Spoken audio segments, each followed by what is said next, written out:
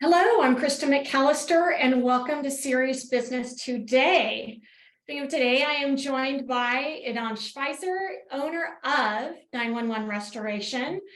I have to say, Idan, I would do a bio or an intro and give a little bit of background, but there is absolutely no way that I can do it justice. Not looking to go back to you were born and then something happened, but certainly you've got quite a journey in being an entrepreneur and a business owner. And I think that that is so critical to some of the discussion we're going to have today. I'd love for you to share. First, thank you for joining us. I'd love for you to share a little bit about that. Yeah, of course. First of all, thank you for having me. And I'm excited that we're having this talk today. But yeah, as you hear my accent, I'm originally from Israel. As soon as I finished the service in the Israeli army, I knew I'm not going to go to university or college. It wasn't even part of the discussion. I worked as a bellboy for about a month and a half, saved about $1,000, and the American dream, right? We heard that every house come with a pool, we can get cars and everything that we want here in America. We landed here, me and a really good friend, we served in the Israel together, that become my business partner. So we came here really without speaking the language, not really knowing the culture. We just knew, let's go to America. And this is kind of how our journey here began. Then we rented a one-bedroom apartment with the 3 other guys, and we got into the carpet cleaning. Through the carpet cleaning, it was an amazing experience. We learned a lot about the culture and what's going on here and how to get from point A to point B and on and on. Through the carpet cleaning, we learned about the water damage industry. Now, we didn't know anything about it. The way we learned about the industry quickly was we got a call for a flooded house. Our average carpet cleaning job was about $250 to $300. We get to a house completely flooded and we charge $600 to extract the water. For us, it was the best day ever, right? So as we extracting the water and everything, we're seeing that the homeowner go through it like it's completely an emotional chaos. And at the same time as we are almost done with extracting the water, there's another company comes in and they're carrying blowers and dehumidifiers and all that equipment and pulling the carpet and tearing the walls. And we're standing there like, what's going on here? We didn't even know about this industry. So we start asking questions, of course, curious, right? What are they doing? Who are they working with? What is this piece of equipment and on and on? So there's 2 big things that came to our mind then. One is this can be a huge opportunity. And the second part is why they're not paying attention to the homeowner. He's going through an emotional disaster and the only thing that they care about is creating this mess with equipment and everything and how fast they can build the insurance company. So that was my first experience into the water damage industry. And then we saw a few more over time. And that was the point that we decided, okay, there's a huge opportunity in that industry, but the opportunity lies within creating a better relationship with homeowners, because we recognize that nobody paying attention to the emotional disaster. So this was for us like, okay, we recognize an opportunity. So we decided that we're going to go into that industry. And at that point, we saved every dollar. We started buying equipment. When everybody went out to bars and restaurants, we just kept every dollar to buy more equipment. At one point, to upgrade from the Volvo 1978 2 doors broken car that we had into a van, right? And at one point, we decided to start our own business. And this was around 2003, 2004. And we averaged about $250,000 to $300,000 a year, doing carpet cleaning, but kind of moving into the water, mold, and fire business. Then one night I'm sitting at the restaurants and I'm hearing somebody talks about Google AdWords. And I'm like, Google, internet, what is it? So I'm listening to them and then they're saying about there's a way to advertise and people can click on your ads and this is how people can get to find me as a company. I went back home that night. I spent 4 or 5 hours trying to figure out how can I advertise on Google. Once we put an ad up every day, now this was when internet was brand new, especially to the home service industry. As we put our ads up, every day we generate a phone call. And at that point I said, okay, I just need to spend as much time as I can, just figure out how this internet thing works. What is a website? What is a landing page? How we can put a campaign on and on and on. Fast forward to that part, once we figure it out, is we grew the company from 250, 300 to about $3 million in revenue in about a year and a half. Now, I didn't know anything about business. I didn't know anything about scaling. I didn't know anything about hiring, none of it. So it was a crazy experience. So this is really how we scaled the company. There was a lot of headache, but a lot of fun and craziness that happened during that year and a half to 2 years. And Yes. I love that you are like so many business owners out there and entrepreneurs of, I figured out that I was good at doing something, Yeah. or I figured out how to get good at it. I was a practitioner in it, and I took care of the customer. And lo and behold, I ended up building a business, Yeah. but I knew absolutely nothing about building a business. There's a lot more to, I send an invoice and they send me a check. So much more. So much more. And I see it today, every day. I mean, the same thing that I experience, even with my own franchisee, they're growing their business from $500,000 to $1 million or to 1.5. And they're growing out of, as you're saying, sending an invoice and getting paid. Now I have a team. And if they're not understanding how to go from one point to another point, what they usually will experience is, I grew the business from $500,000 to 1.5 and I'm making less money. And it just doesn't worth it because I'm working harder and nothing is working for me. So why would I grow the business? Right? And at this point, like, you need different skills, different point of views when you're looking at the business. Yeah. So as you went through, and we know each other well, and I will say just one plug from someone who recently did have a flood. That was my first phone call, was just the other 911.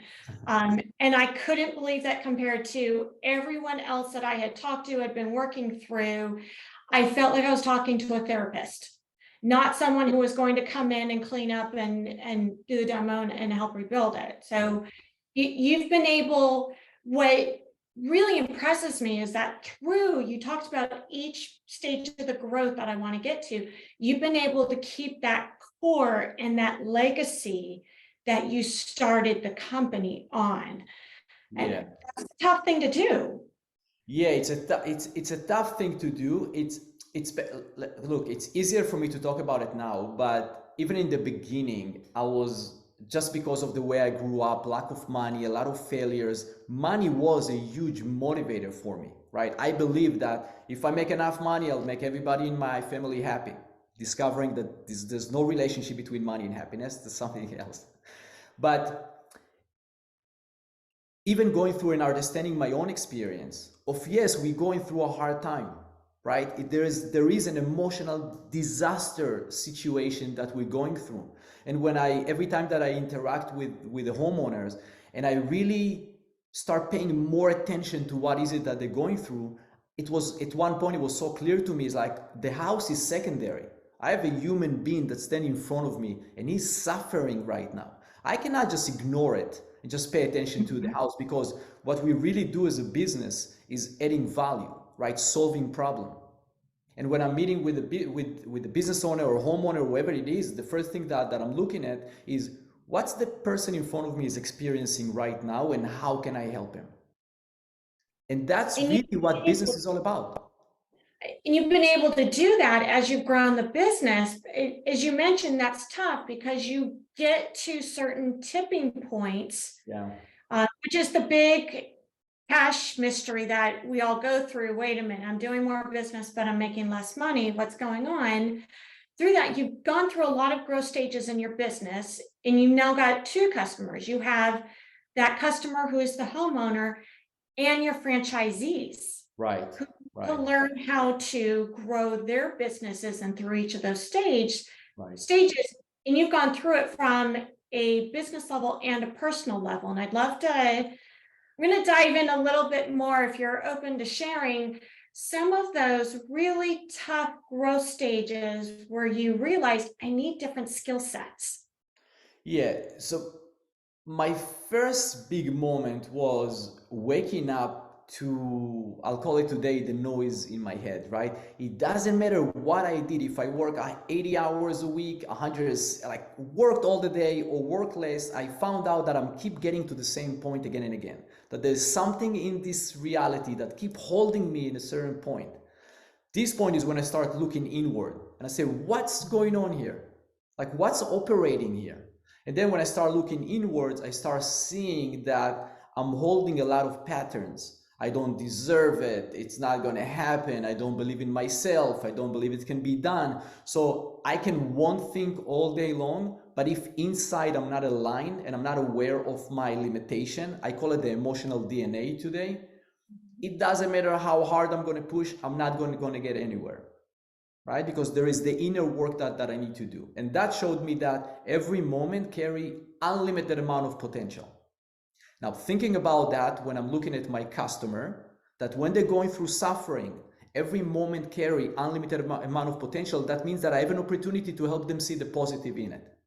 And when I'm looking at my franchisees, when they join the company, I says, okay, you guys been trying to build a business, you've been successful or you haven't been successful, but you're going through this journey now. Just reminding you that every moment, even if you're going through the hardest day as a business owner, you still have the opportunity to look at things in a different way. And this is how we came up with the idea of the fresh start. The fresh start represents that every moment carry unlimited amount of potential. And now building that as a culture of the company, I'm addressing now my customer that's going through a flood, my insurance adjuster that need to fight with claims and stuff like that, my franchisee and my employees, my team. So now through one sentence, we were able to address all the, I'll call it the human needs of everybody in the company. And now it's easy when you have 5 franchisees or 10 franchisees because you can talk to them every day and implement this culture or idea of thinking. When you go into 100 plus franchisees and we're growing, now we have more than 1,000 people in our system, how do we keep that culture? Right? It's very, very hard. So, and it cannot be abstract to everybody, right? I cannot have this abstraction conversation with people that are in the field. So that was another moment of how do we scale this abstract idea? How can we bring it into the field that even putting it on their t-shirt, putting it on their business card, doing things as a company that help our team or everybody else, not only to do better at their job, to do better in their life, right? So talk to them about things that will add value when they go back, when they spend times with their wife or kids at home. So how can I bring all that together? And as we talked about different skill at different stages, at one point, I'm finding myself that this is almost the only thing that I talk about. So I became the kind of the vision, the culture person that just keep hammering it in and making and trying to find more interaction point with customers, with team, with franchisee, that we can bring that fresh start idea to life.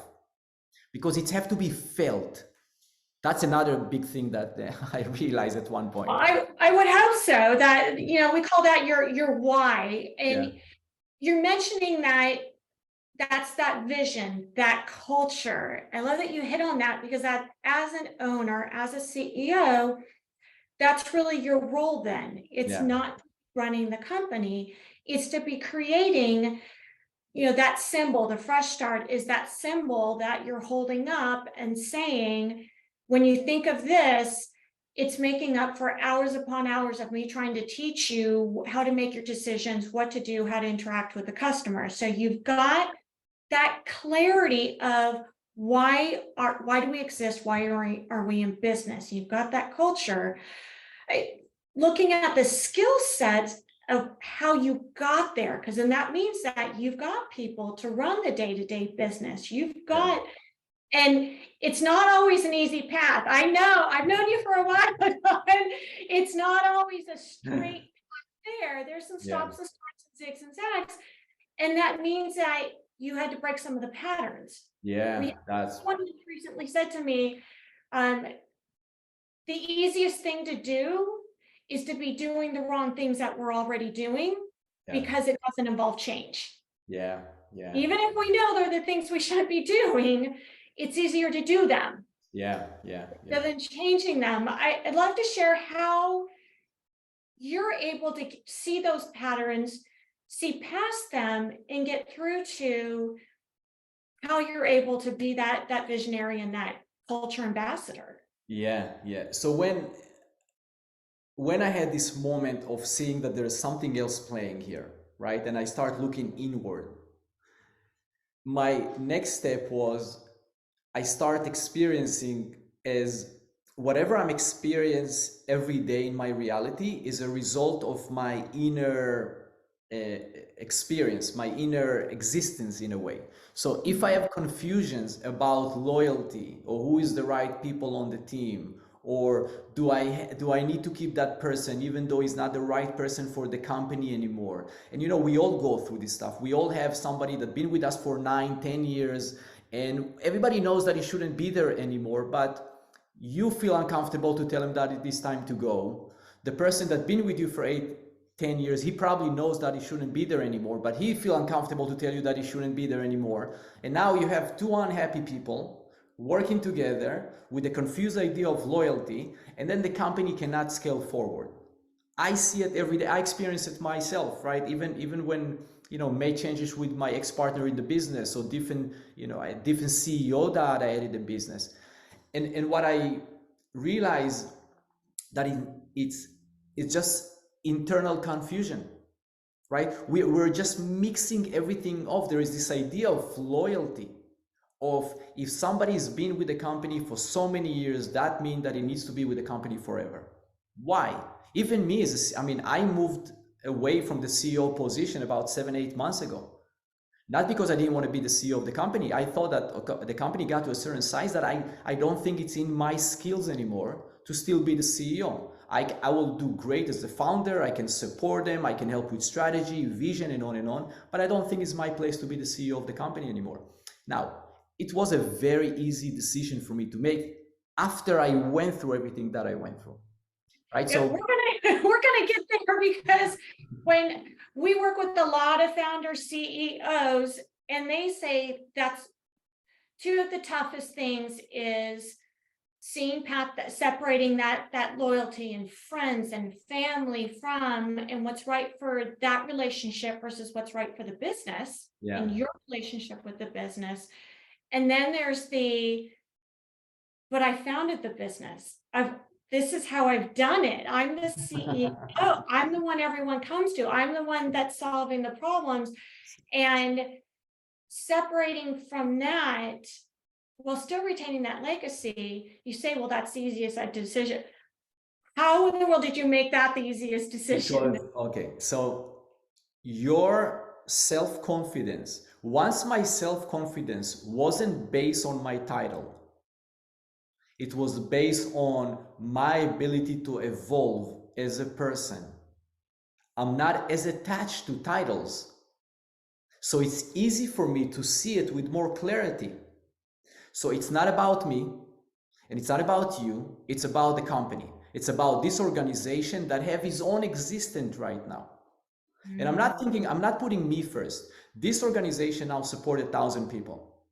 If I'm keeping somebody in the organization that stopped the growth of the organization or the health of the organization because of this confused idea of loyalty, I'm not being loyal to all the people that are really good for the company, right? So I'm stopping everybody else's growth because I have an uncomfortable feeling about telling somebody that it's time to end the relationship. That's unfair to anybody, right? So the confusion comes when you're not thinking about the organization, the people that really put efforts into it, the people that want to grow within the company, the impact of the organization. You're not thinking about it. What you're thinking about is, I'm feeling so uncomfortable because I need to tell him no, and he's been with the company for 8 years. How I'm going to tell him no? It's come from a very limited mindset that I'm very busy right now with this confused idea of loyalty, and I'm not thinking about the bigger picture. So bringing this, being more objective, right? And being more objective comes from a place of letting go of some attachments, some ideas. I'm great because I'm the CEO. I'm great because I'm the founder. No, you're great because you are a person. That's it. We don't need to add anything on top of it for you to be an amazing human being. We're just confusing it with titles. We were just confusing it with ownership, right? So creating that space brings so much clarity into everything that you do. It's become so much easier. And I really give all the credit to inner work. Because inner work, you see that when people, and I work with business owner all day, with franchisees and everything, and so many times the answer is right here. Seriously, right here. But we're doing this crazy side to side, up and down, because there is so much noise in our head, so many limited beliefs, so many confused ideas that we don't even see the reality in front of us. So I think, yeah, go ahead. No, sorry about that. I want to get into, before you move on to the next, you talk about that clarity, and this is your story and your journey, and you did that inner work for you. Yeah. And that gave you the clarity. What advice would you give other entrepreneurs and business owners to figure out what's their clarity? They need to get to, we all need to get to what needs to be clear to us, because the answer might be different than the answer you came to. Yeah, absolutely. So I think the easiest way to look at it is if somebody is experiencing repeating issues in his life, right? So the same issue again and again, the same team member that keeps screwing up and is keep having the meeting and is not getting anywhere, and it's happening for so long. You need to understand, you don't have clarity here. That's why the problem is keep repeating itself, right? So take it to anything, take it to your business, to your love life, to your family. If there's the same issues that keep repeating, know that there is something that you're not seeing here. And instead of saying, it's his fault, it's their fault, they need to learn, not me, start taking accountability for it and saying, you know what, the reason that these things keep repeating itself in my life is because there is something that I'm keep creating that I'm not happy with. I'm just not seeing it. So then the focus go from outside, whose fault it is, to there's something in me. And just that moment of ownership and getting this, let me look inside for a second. Let me try to figure out what is the confusing feelings that I have around this thing. And just go there for a second. It's not that complicated. This thing, now that you give it attention and you're not running away from it by blaming everybody, will open up. And you're going to start seeing like, oh, wow, I'm thinking about it completely from a limited point of view. I can think about it this way. I can think, okay, I'll add in another practice that I added to my life. Whenever I had a situation, as I described, and I had one solution, I forced myself to think about 4 or 5 other solutions. Now, sometimes these 4 or 5 other solutions are insane, but what we do, we train our mind to open up. And instead of just having one way of doing things, your mind as a practice will start coming up with more ways of doing things. So it's just a practice to open up your awareness. I can see that, because when we are in those patterns and we're letting things happen, the same thing happen over and over again, it's easy to also get stuck in that pattern of, and there's only one solution to this. Yeah. There's only one way that I'm frustrated that someone that I brought on board, that I mentored, isn't acting, doing, producing the skills that I want or need. Yeah. I'm going to have to let them go, versus, why did you hire them? Is there another place in the company? Yeah. Vendors, place in a vendor? Is there a place at one of my friends' company?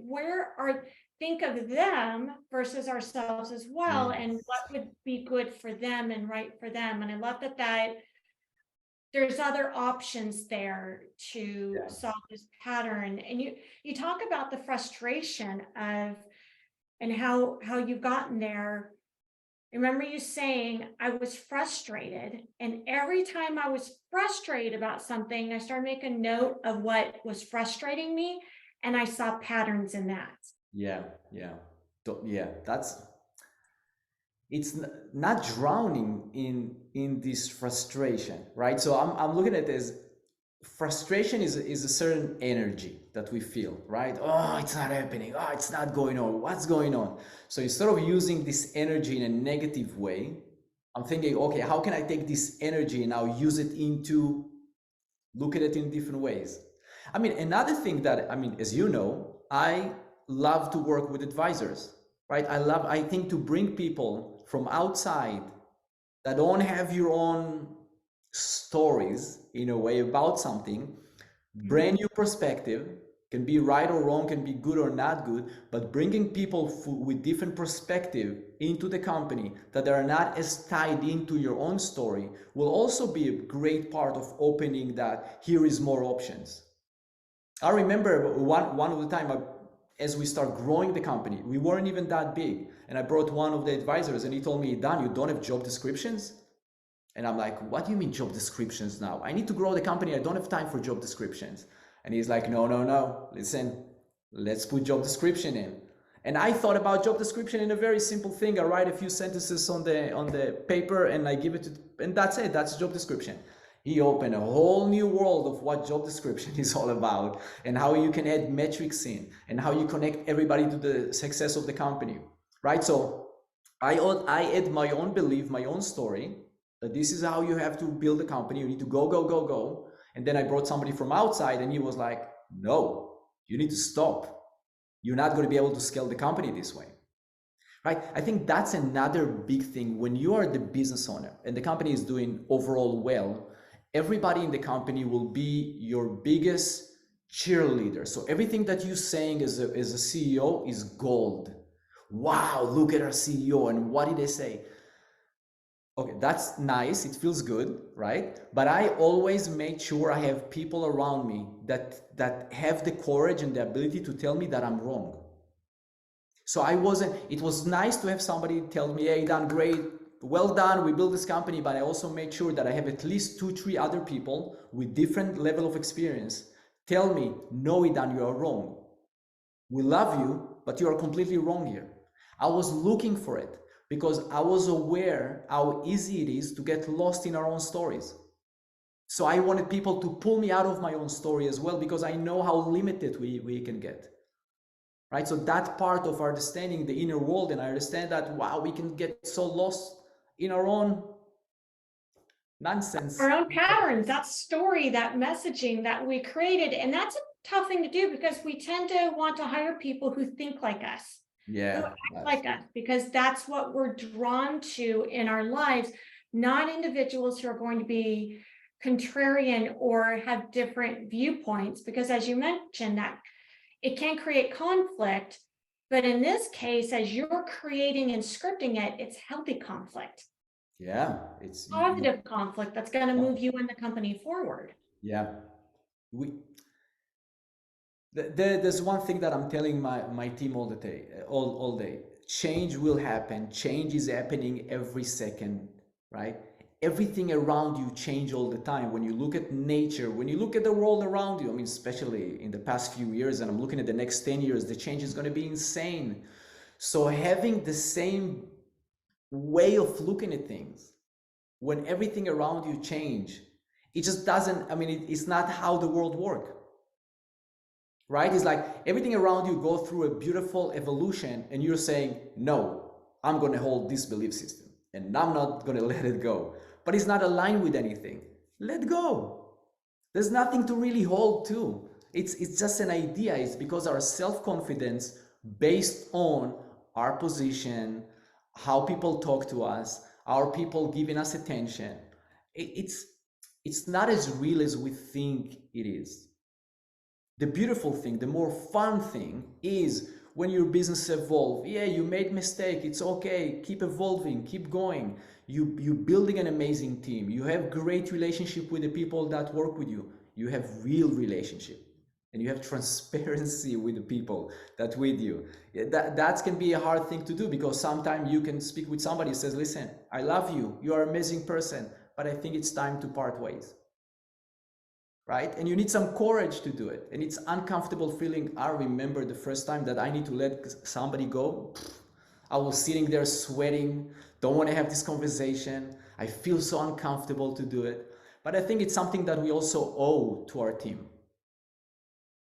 And help them be successful. Yeah. Our end goal is, how do we help everyone be successful? And not always successful in this role or this situation or in this company. Yeah.